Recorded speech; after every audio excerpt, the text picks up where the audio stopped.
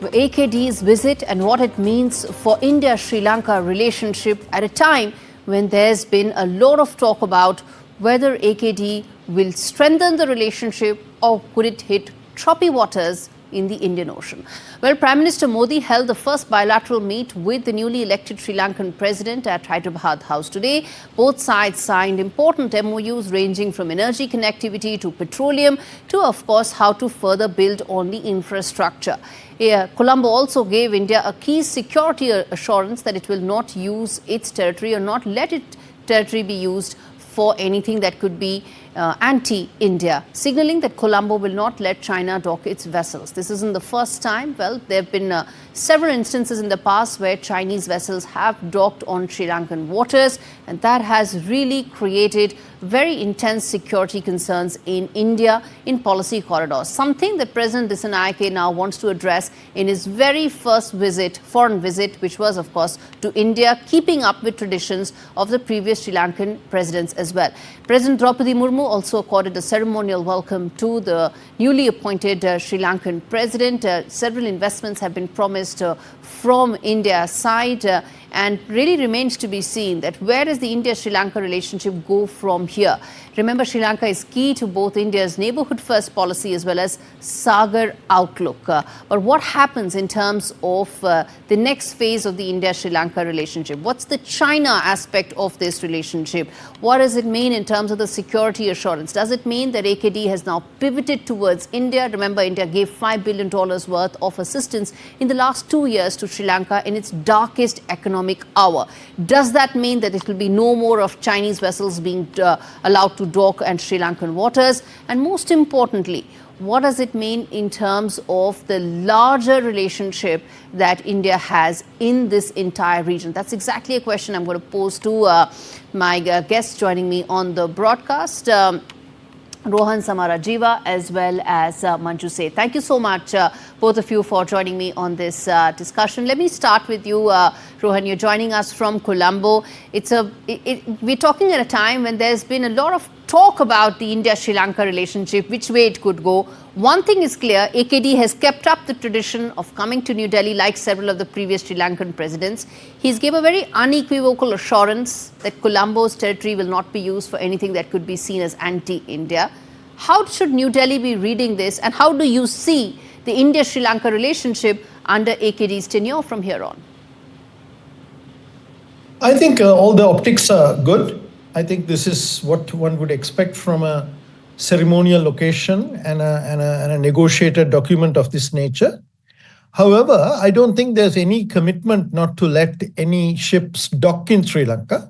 It doesn't get to that level of specificity because I think you need to look at what not endangering India's security means. It doesn't necessarily mean not allowing a single Chinese ship to dock in Colombo.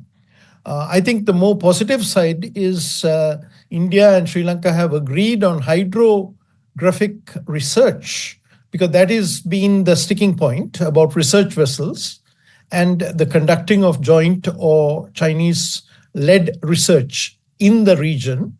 I think there's got a lot of possibilities there.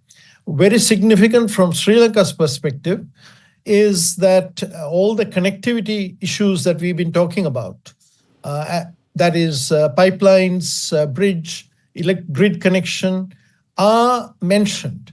And that's something in a way new for us from this particular political party and given their past statements. But let me ask you, very positive. Let me ask you on what you said at your opening comment, which is that Chinese vessels could still dock. Is that how you read it?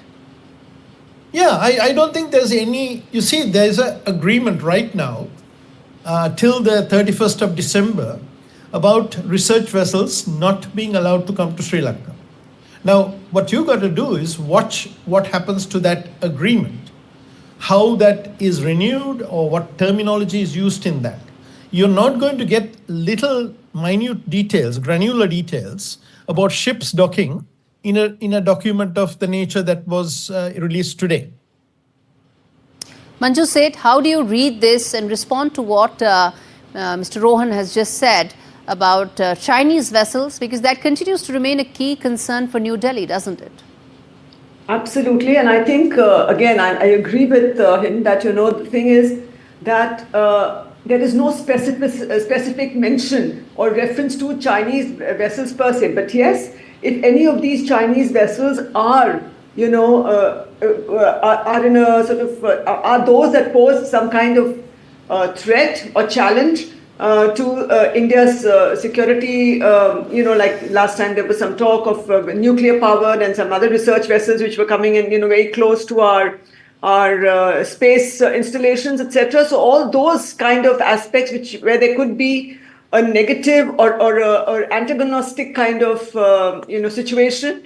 Yes, I think there Sri Lanka will be sensitive to our concerns. Yes, but any and every and any ordinary Chinese ship coming in and docking there, I think they may not, because they have to maintain, I think, good ties with China as well. It's in their interest. They have to balance the ties, and they cannot completely sort of rule out any good partnership. So Manju, according to you, ma'am, what would be the primary or the biggest takeaway from this? One is, of course, the optics are correct. There is willingness on both sides to engage and take this forward. But what's your biggest takeaway from this visit? I think one of the biggest takeaways is that he has come here for the first time. And despite the fact that, he was seen as a left and leftist supported, and, maybe even there was talk of his being probably pro-China. But the fact that he has come here first, it's a signal that the ties are important for him as well with India.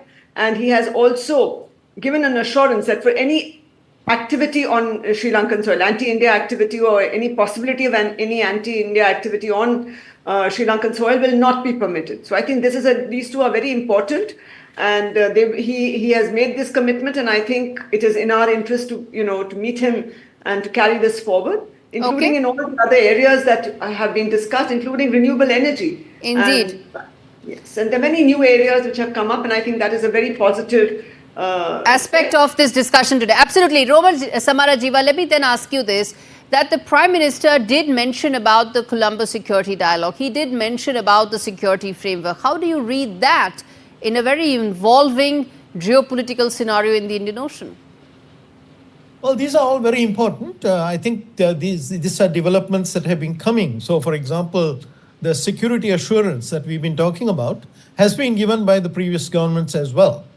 So this engagement on security, not only that, we've had, I think, joint military naval exercises in the past. These are all good things, and these are things that should be encouraged from both sides.